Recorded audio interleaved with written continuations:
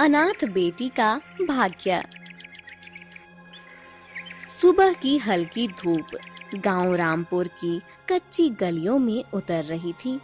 17 वर्ष की सुहानी सिर पर पानी का घड़ा रखे तेजी से चल रही थी।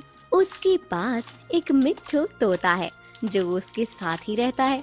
माता पिता के बिना पली सुहानी गांव वालों के घरों में काम करके अपना पेट पालती थी। दूर से जमींदार की हवेली का बेटा आरव उसे देख रहा था।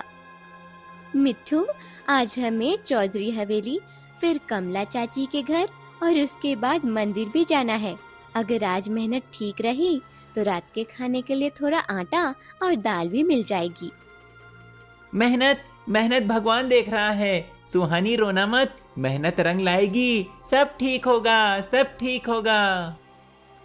बेटी सुहानी, तो रोज इतनी मुस्कान लेकर कैसे आ जाती है, जबकि तेरे हिस्से में दुख ही दुख आए हैं। भगवान भी कभी कभी अच्छे लोगों की बड़ी कठिन परीक्षा लिया करता है। चाची, अगर दुख देखकर मुस्कुराना छोड़ दूं तो माँ बाबा की सीख बेकार हो जाएगी। उन्होंने हमेशा कहा था कि इंसान की असली दौलत उसका हौसला होता है, पैसा नहीं। उसी समय हवेली से जमींदार की बेटी राधिका और उसकी माँ ललिता देवी बाहर निकली। दोनों की नजर सुहानी पर पड़ी। माँ, यही लड़की है जो पूरे गांव में अपने सीधेपन का नाटक करती फिरती है। मुझे इसकी मासूमियत बिल्कुल पसंद नहीं, क्योंकि हर कोई इसकी ही तारीफ करता रहता है। तो चिंता मत कर बेटी, गरीब लड़की जितनी भी अच्छी बन जाए, उसकी औकात कभी हवेली वालों जैसी नहीं हो सकती। ऐसे लोगों को हमेशा उनकी जगह याद दिलानी चाहिए। आरव ये सब सुन रहा था। उसे उनकी बातें बिल्कुल अच्छी नहीं लगी। आगे बढ़कर सुहानी के पास पहुंचा। सुहानी, लोगों की बातों को अपने दिल पर मत लिया करो। जो लोग बिना वजह किसी को छोटा दिखाते हैं, असल में उनके अपने दिल बहुत छोटे होते हैं। आरव, मैं किसी से शिकायत नहीं करती। भगवान ने मुझे माता पिता नहीं दिए, लेकिन मेहनत करने की ताकत दी है। वही मेरे लिए सबसे बड़ी दौलत है। आरव अच्छा, सुहानी अच्छी, सच्चा दिल झूठ हार जाएगा। आरव मुस्कुराने लगा। पहली बार उसे लगा कि इस लड़की में कुछ अलग बात है। उधर गांव की अध्यापिका मीरा मंदिर की ओर जा रही थी। उन्होंने दोनों को बात करते देखा। सुहानी, मैंने कई बार देखा है कि तू दूसरों की मदद बिना किसी लालच के करती है। भगवान ऐसे लोगों की किस्मत देर से बदलते हैं, लेकिन बदलते जरूर हैं। दीदी, मुझे बस इतना चाहिए कि मैं ईमानदारी से जी सकूं। अगर कभी मेरी किस्मत बदली भी तो मैं किसी गरीब को अपने जैसा अकेला महसूस नहीं होने दूंगी। दूर खड़ा राघव, जो गांव का लालची साहूकार था, ये सब देख रहा था। उसकी नजर कई दिनों से सुहानी पर थी, लेकिन प्यार के लिए नहीं, बल्कि एक पुराने रहस्य के कारण। इतने सालों बाद भी ये लड़की जिंदा है। अगर इसे उसके माँ बाप की सच्चाई पता चल गई तो मेरी सारी चालें खत्म हो जाएंगी। इससे पहले कि देर हो जाए, मुझे कुछ करना होगा। राधिका ने राघव की बातें सुन ली और राधिका राघव के पास आई। अगर तुम्हारी दुश्मनी इस लड़की से है तो मेरी भी है। मैं नहीं चाहती कि आरव की नजर इस गरीब लड़की पर जाए। अगर इसे गांव से निकालना पड़े तो मैं भी तुम्हारा साथ दूंगी। तब तो हमारा काम आसान हो जाएगा। पहले इसकी इज्जत पर सवाल उठाएंगे, फिर ऐसा जाल बिछाएंगे कि पूरा गांव इसी से नफरत करने लगे। उसके बाद ये खुद ही यहाँ से चली जाएगी। मिट्ठू पास के पेड़ पर बैठा था। उसने उनकी पूरी बातचीत सुन ली। राधिका झूठ, राघव चाल, सुहानी खतरा, बचाओ बचाओ। सुहानी ने ऊपर देखा, लेकिन उसे समझ नहीं आया कि मिट्ठू इतनी बेचैनी से क्यों बोल रहा है। क्या हुआ मिट्ठू, तो इतना घबराया हुआ क्यों है? क्या किसी ने तुझे डराया है, या फिर तूने कुछ ऐसा देखा है जो मुझे अभी समझ नहीं आ रहा?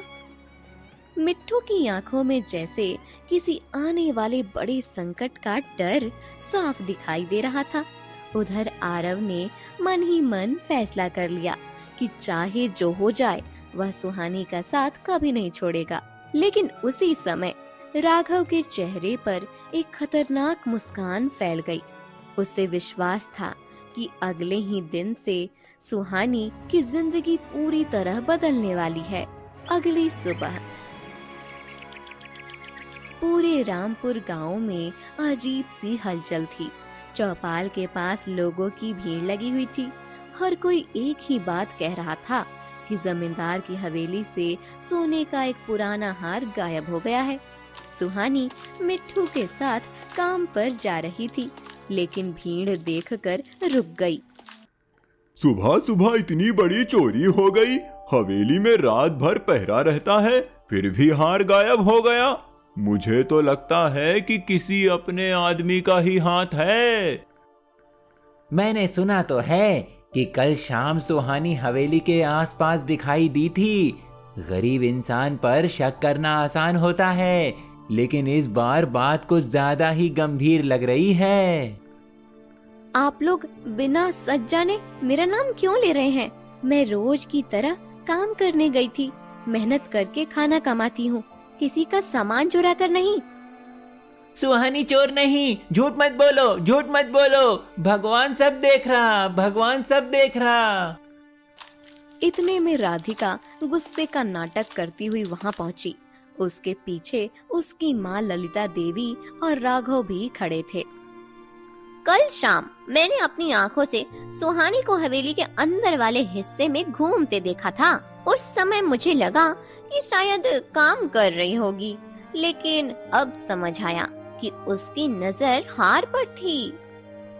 राधिका दीदी, झूठ बोलकर किसी की इज्जत मत छीने। मैं केवल आंगन साफ करने गई थी। आपके कमरे की तरफ तो मैं गई भी नहीं थी। गरीबी इंसान से क्या क्या नहीं करवाती। पहले दया मांगते हैं, फिर मौका मिलते ही मालिक का घर साफ कर देते हैं। अब पंचायत ही फैसला करेगी। भीड़ में खड़ा आरव आगे आया। उसकी आंखों में गुस्सा साफ दिखाई दे रहा था। मैं बिना सबूत किसी पर आरोप लगाने को न्याय नहीं मानता। केवल गरीब होने से कोई चोर नहीं बन जाता। अगर सच में चोरी हुई है तो असली चोर खोजिए, किसी बेगुनाह को बदनाम मत कीजिए। आरव बाबू, आपका दिल बहुत बड़ा है, लेकिन कानून भावनाओं से नहीं चलता।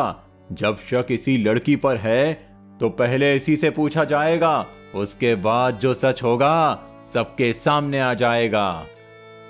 मैं वर्षों से सुहानी को जानती हूँ, जिसने कभी किसी का 1 रुपया तक बिना पूछे नहीं लिया। वो सोने का हार चुराएगी, ये बात मेरे गले नहीं उतरती। मीरा दीदी, अच्छाई का मुखौटा पहनना बहुत आसान होता है। कई लोग सामने भोले बनते हैं और पीछे से ऐसा काम करते हैं कि किसी को विश्वास ही नहीं होता। मिट्ठू अचानक तेजी से उड़कर राघव के सिर के ऊपर मंडराने लगा। वह लगातार वही शब्द दोहराने लगा जो उसने पिछली रात सुने थे।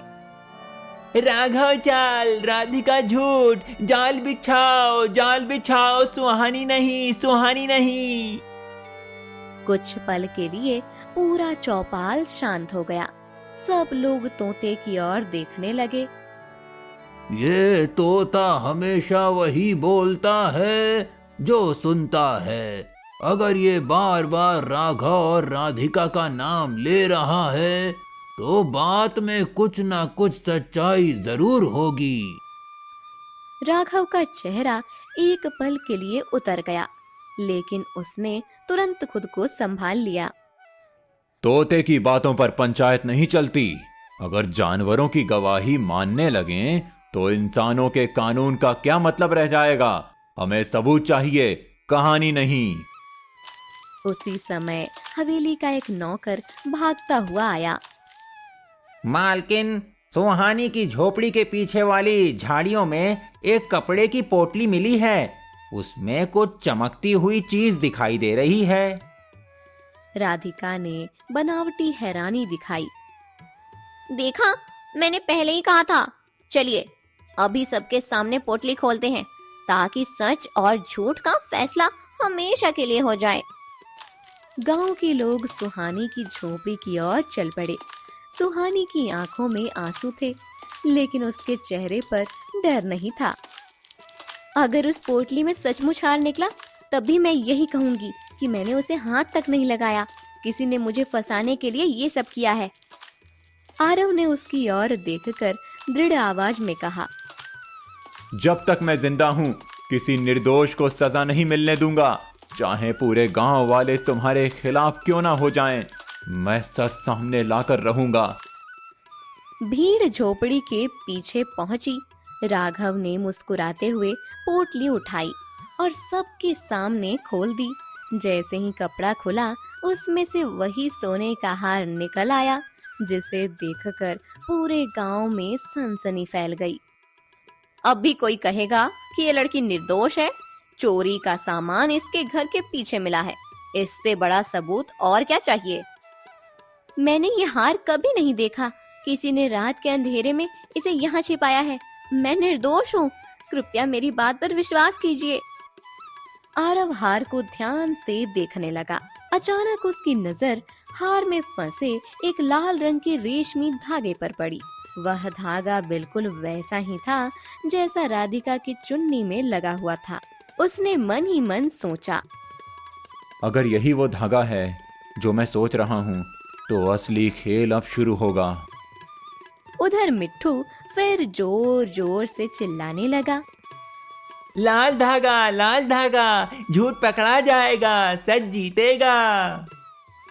भीड़ अभी भी सुहानी को दोषी मान रही थी, लेकिन आरव की आंखों में पहली बार एक ऐसा सुराग आ चुका था जो पूरी कहानी बदल सकता था। पंचायत बैठी और सब में खामोशी छाई हुई थी।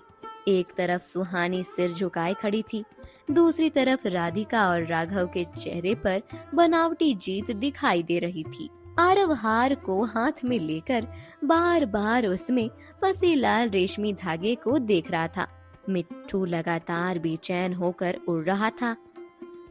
पंचायत कोई भी फैसला करने से पहले मेरी एक बात ध्यान से सुने। ये हार केवल सुहानी की झोपड़ी के पीछे मिला है, लेकिन इसके साथ मिला ये लाल धागा किसी और कहानी की तरफ इशारा कर रहा है। आरव, तुम एक मामूली धागे को पकड़कर पूरी पंचायत का समय बर्बाद कर रहे हो। चोरी का सामान मिल चुका है, फिर भी तुम इस लड़की को बचाने की कोशिश कर रहे हो। मैं किसी को बचाने की कोशिश नहीं कर रहा, बल्कि सच को सामने लाने की कोशिश कर रहा हूँ। अगर ये धागा हार में फंसा है, तो ये बताता है कि हार किसी लाल कपड़े से टकराया था। इतनी छोटी सी बात पर कहानी मत बनाइए आरव बाबू। धागा कहीं से भी आ सकता है। इससे यह साबित नहीं होता कि चोरी किसी और ने की है। राघव, अगर सच में तुम्हें अपनी बात पर भरोसा है, तो जांच से डरना नहीं चाहिए। सच कभी भी सवालों से नहीं घबराता, केवल झूठ ही बेचैन होता है। मैंने अपनी जिंदगी में कभी किसी का सामान नहीं चुराया। अगर मुझे सजा भी मिल जाए, तब भी मैं झूठा अपराध स्वीकार नहीं करूंगी, क्योंकि मेरे माता पिता ने ईमानदारी ही मेरी सबसे बड़ी पूंजी बनाई है। सच बोले, लाल चुन्नी, झूठ हार जाएगा। भगवान देख रहा। मिट्ठू की आवाज सुनकर गांव के कई लोग एक दूसरे का चेहरा देखने लगे। तभी गांव की बुजुर्ग महिला गौरी दादी धीरे धीरे आगे आई। कल शाम जब मैं मंदिर से लौट रही थी, तब मैंने हवेली के पीछे राधिका को लाल चुन्नी पहने देखा था। उसके साथ राघव भी था, लेकिन मैंने सोचा होगा कोई जरूरी बात होगी। राधिका का चेहरा एक पल में फीका पड़ गया। दादी की उम्र बहुत हो गई है, अब उन्हें शायद ठीक से याद नहीं होगा कि उन्होंने किसे देखा था। मेरी बात पर शक करना आसान है, लेकिन सबूत कहाँ है? सबूत धीरे धीरे सामने आ रहे हैं। मैं केवल इतना जानना चाहता हूँ कि अगर तुम हवेली के पीछे नहीं गई थी, तो दादी ने तुम्हें वहां क्यों देखा? बस बहुत हो गया। मेरी बेटी पर झूठे आरोप लगाना बंद करो।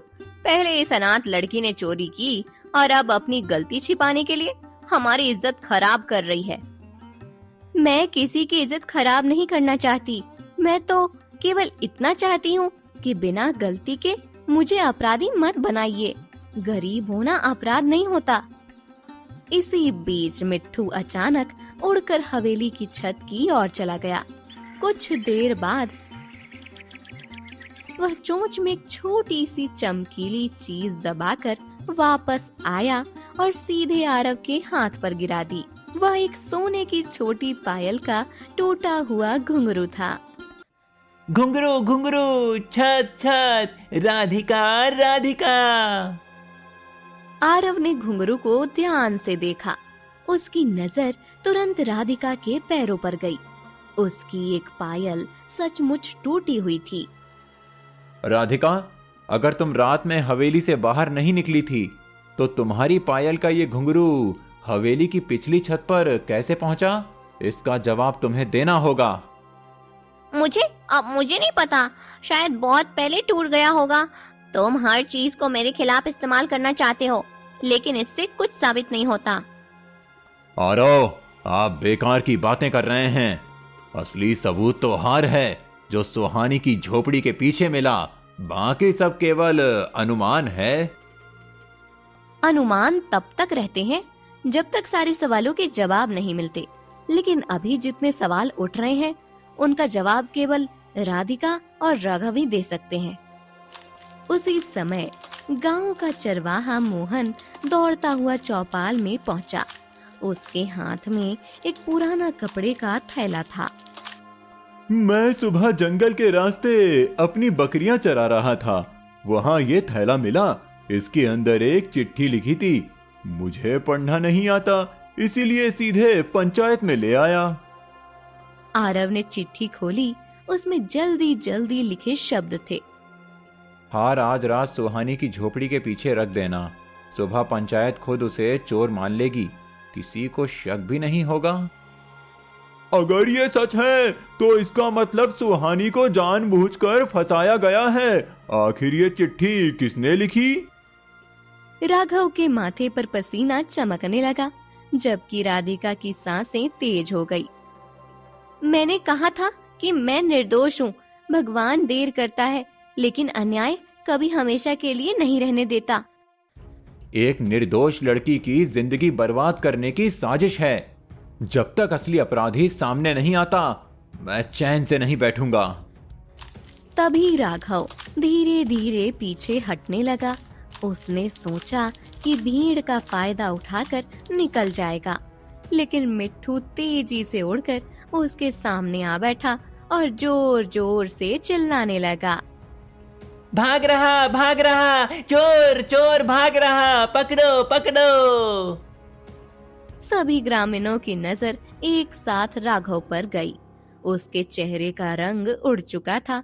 वह पलटकर भागने ही वाला था कि चारों तरफ से गांव वालों ने उसे घेर लिया। राघव ने एक गहरी सांस ली और उसकी आंखों में डर साफ दिखाई देने लगा।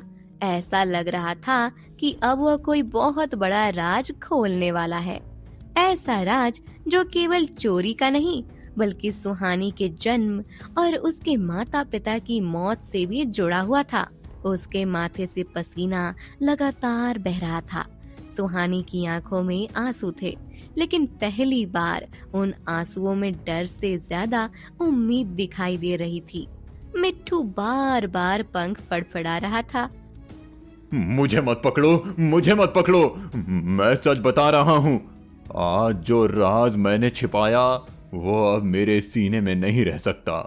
अगर आज भी झूठ बोलूंगा तो भगवान मुझे कभी माफ नहीं करेगा। सच बोलने का यही आखिरी मौका है। अगर तुमने एक भी बात छिपाई तो पूरी पंचायत तुम्हें कभी माफ नहीं करेगी। बताओ, सुहानी के साथ ये सब क्यों किया? सालों पहले सुहानी के पिता रमेश इस गांव के सबसे ईमानदार आदमी थे। जमींदार के खेतों और जमीनों के असली कागज उन्हीं के पास थे। मुझे और कुछ लालची लोगों को वो जमीन अपने नाम करवानी थी। लेकिन रमेश कभी झूठे कागजों पर हस्ताक्षर करने के लिए तैयार नहीं हुए। पूरा चौपाल एकदम शांत हो गया। ललिता देवी और राधिका घबराकर एक दूसरे का चेहरा देखने लगी। इसका मतलब सुहानी के माता पिता की मौत केवल एक हादसा नहीं थी। इतने वर्षों से जो कहानी गांव वालों को सुनाई गई वो पूरी तरह झूठ थी। हाँ, वो हादसा नहीं था। हमने उनकी बैलगाड़ी के पहिए ढीले कर दिए थे। पहाड़ी रास्ते पर गाड़ी पलट गई और दोनों की मौत हो गई। उस समय सुहानी बहुत छोटी थी, इसीलिए उसे कुछ भी याद नहीं रहा। यह सुनते ही पूरे गांव में सनसनी फैल गई। सुहानी के हाथ कांपने लगे। मिट्ठू जोर जोर से चीखने लगा। रमेश अच्छे, झूठे लोग बुरे, भगवान देखता है, सच जीत गया, सच जीत गया। तुम लोगों ने मेरे माता पिता से उनकी जिंदगी छीन ली, फिर मुझे अनाथ बनाकर पूरे गांव में अपमान सहने के लिए छोड़ दिया। आखिर मैंने तुम्हारा क्या बिगाड़ा था कि बचपन से आज तक केवल दर्द ही मेरे हिस्से में आया। गलती मेरी थी, लेकिन बाद में राधिका भी मेरे साथ मिल गई। उसे डर था कि आरव का मन तुम्हारी तरफ झुक गया तो हवेली की इज्जत उसके हिसाब से कम हो जाएगी। इसीलिए हमने हार चोरी की झूठी कहानी बनाकर तुम्हें हमेशा के लिए बदनाम करने की योजना बनाई। राधिका का चेहरा सफेद पड़ गया। वह कांपती हुई आगे बढ़ी। हाँ, मैंने गलती की। मैं आरव को खोने के डर में अंधी हो गई थी। मुझे लगा था कि अगर सुहानी गांव छोड़ देगी तो सब कुछ पहले जैसा हो जाएगा, लेकिन मैंने कभी नहीं सोचा था कि एक झूठ किसी की पूरी जिंदगी तबाह कर सकता है। मैंने भी अपनी बेटी का साथ देकर बहुत बड़ा अपराध किया। मैंने गरीबी को कमजोरी समझ लिया और इंसानियत को भूल गई। आज समझ में आया कि दौलत से बड़ा चरित्र होता है।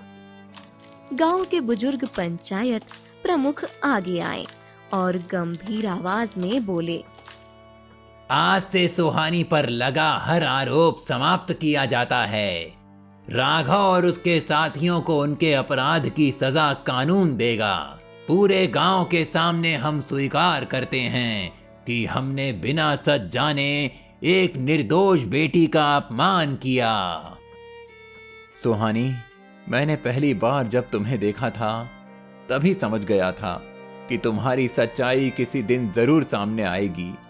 अगर तुम्हें मंजूर हो तो मैं तुम्हारे साथ पूरी जिंदगी निभाना चाहता हूँ। तुम्हारे आंसुओं की जगह अब केवल मुस्कान देखना चाहता हूँ। सुहानी की आंखों से आंसू बह निकले, लेकिन इस बार वे दर्द के नहीं, खुशी के आंसू थे। आरव, मुझे कभी महलों या दौलत की इच्छा नहीं रही। मैं केवल ऐसा इंसान चाहती थी जो मेरे सच पर भरोसा करे। अगर तुम सचमुच मेरा सम्मान करते हो तो मैं भी पूरी जिंदगी तुम्हारा साथ निभाने का वचन देती हूँ। मिट्ठू खुशी से दोनों के ऊपर चक्कर लगाने लगा। शादी होगी, खुशी होगी, सुहानी हंसेगी, आरव हंसेगा। भगवान की जय, भगवान की जय। आज ये केवल दो लोगों का मिलन नहीं है, ये उस विश्वास की जीत है जो हर कठिन समय में इंसान को टूटने नहीं देता, जिसने सच का साथ नहीं छोड़ा। आखिर जीत उसी की हुई। कुछ ही दिनों बाद पूरे गांव में उत्सव का माहौल था। मंदिर को फूलों से सजाया गया। ढोल नगाड़ों की आवाज गूंज रही थी। गांव के वही लोग जिन्होंने कभी सुहानी पर शक किया था, आज उसे अपनी बेटी कहकर आशीर्वाद दे रहे थे। बेटी, भगवान ने तेरे आंसुओं का हिसाब मुस्कानों से चुकाया है। तू हमेशा इसी तरह दूसरों की मदद करती रहना, क्योंकि तेरी सबसे बड़ी पहचान तेरी अच्छाई है।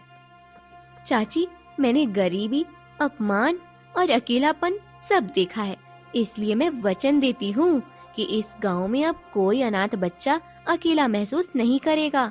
मैं अपने माता पिता की याद में एक आश्रय गृह बनवाऊंगी, जहाँ हर बेसहारा बच्चे को घर और शिक्षा मिलेगी।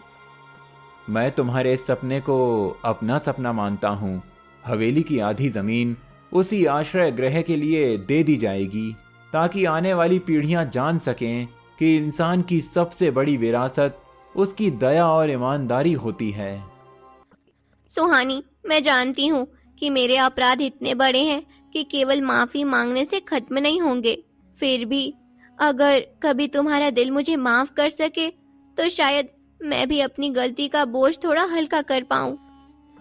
राधिका, मैं तुम्हारे किए को भूल नहीं सकती, लेकिन नफरत लेकर भी नहीं जीना चाहती।